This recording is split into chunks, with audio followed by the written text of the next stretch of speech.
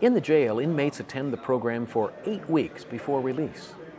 Instructors and volunteers help them work on improving relationship and parenting skills. They assist inmates with addiction and recovery issues. On the outside, newly released former inmates meet with mentors for support and practical help in finding housing and a job. Newly released inmates must make difficult choices. Many return to communities and lifestyles that influence crime. The temptation to commit repeat crime is great. Allegheny County reports that approximately 65% of the inmates released from the general jail population will return or recidivate. But the numbers for HOPE graduates are different. More than 1,700 men participated in HOPE since October 2006. And according to a recent study, only 18% of them have returned. Among the 700 female HOPE graduates, the recidivism rate is 16%. Former inmates say having someone walk alongside them on the outside is a key to not returning. And I believe that component is, here I am.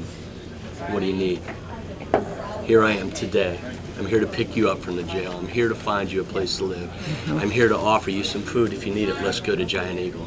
And I don't believe it has anything to do with enabling somebody, but just loving somebody back into a good place and a healthy place. And so it was really scary for me the first 48.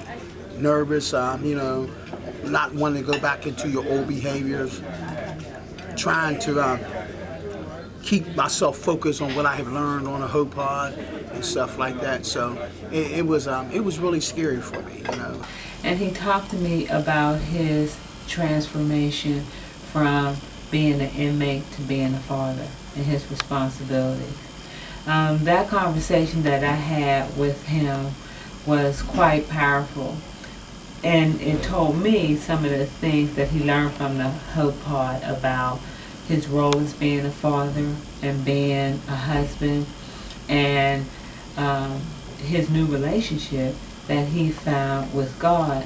And it was a struggle for me, but thanks to my mentor that I had somebody to encourage me to stick in there where I'm at, and regardless of my situation, just to stay in there. But what I really want to say, men fail because when they leave from there, like Lynn said, in the 48 hours, if you don't have nowhere to go, you're going to go right back where you was before. Mm-hmm. So I strongly believe that we really need to focus on having a place for them when they get out. And that was my first one-on-one with someone that had went through the HOPE pod. So I know that it could work. You have to want it to work, and that's what he said to me, that he wanted it this time, but the HOPE pod made the resources available for him to want it. Well, we've learned through an analysis of our programs that for every dollar spent, there's a $6 savings in public safety. So if we invest $1, chances are, or if we invest those dollars, chances are the offender won't reoffend, and public safety is enhanced. And it's a good investment in taxpayer money.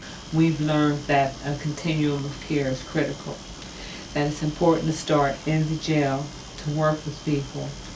Make sure that you do a service plan during post-release, but the most important part is once they hit the street. That's when real life begins. They're going to need intensive support.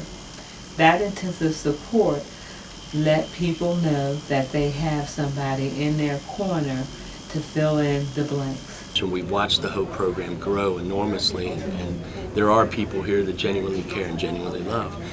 I think that we have to help each other.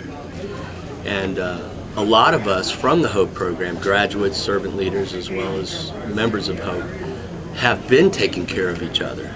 And we've been waking up at 1 in the morning. We're talking about picking up guys that don't have cars and bringing them to meetings. We're talking about networking with the rest of the fellows to find out, do you need a job? Here's some people that are hiring. And there are many people out there, many companies out there that will hire ex-offenders. So we have learned that if you give people the time, the tools, and allow them to make the small milestones that they make to the best of their ability with continued intensive support, they can be a true citizen of Allegheny County.